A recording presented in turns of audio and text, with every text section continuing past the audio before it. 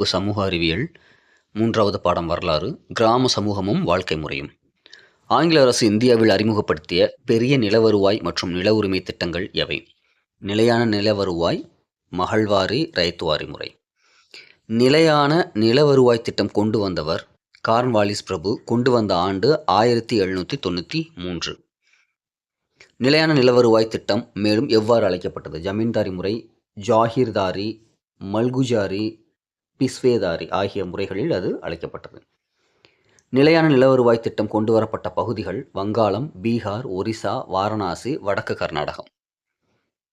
ரைத்துவாரி முறை அறிமுகப்படுத்தப்பட்ட ஆண்டு மற்றும் தலைமை 1820 அறிமுகப்படுத்தப்பட்டது. தாமஸ் மன்ரோ, கேப்டன் ரீட் ஆகியோர் தலைமை தாங்கினர்.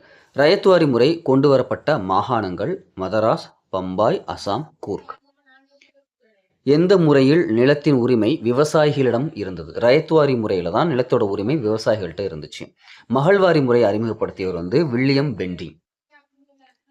மகள்வாரி முறை எந்த சிந்தனையில் தோன்றியது? ஹோல்ட் மெஹன்சி என்பவருடைய சிந்தனையில் தோன்றியது.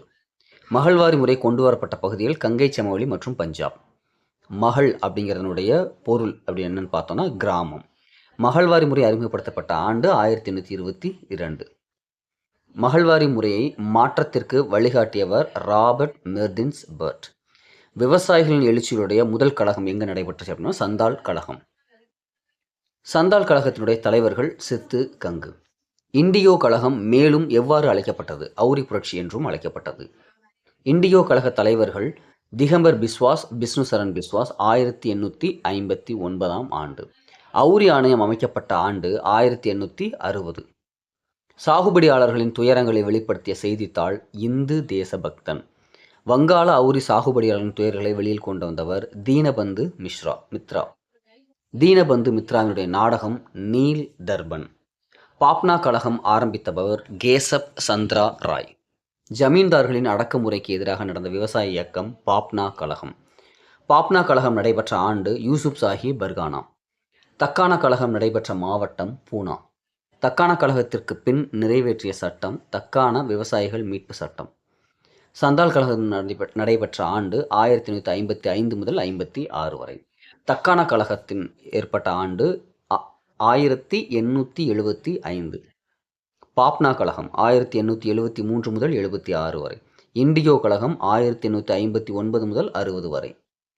மாப்ளா கிளர்ச்சி 1921 நடைபெற்றது. பஞ்சாப் நில உரிமை மாற்றுச் சட்டம் நிறைவேற்றப்பட்ட ஆண்டு 1900. சம்பரான் சத்தியாகிரகம் நடைபெற்ற ஆண்டு 1917 முதல் 18 வரை. சம்பரான் சத்தியாகிரகத்துடன் தொடர்புடைய பயிர் அவுரி. சம்பரான் விவசாயிகள் பிணைக்கப்பட்ட முறை தீன்கதியா முறை. சம்பரான் விவசாய சட்டம் ஆண்டு 1918. கேடா சத்தியாகிரகம் ஆண்டு 1918. கேடா வரி கொடா இயக்க தலைமை காந்தியடிகள். மாப்ளா எழுச்சிக்கு ஊக்கமளித்த மாநாடு மலபார் மாநாடு 1920. மாப்ளா கிளர்ச்சியில் உயிரிழந்தோரின் எண்ணிக்கை 2337. பர்தோலி சத்தியாகிரகம் நடைபெற்ற ஆண்டு 1929 முதல் 30 வரை.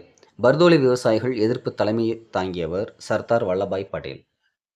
5 ஆண்டு நிலவரி திட்டத்தை அறிமுகப்படுத்தியவர் வாரன் ஹேஸ்டிங்ஸ்.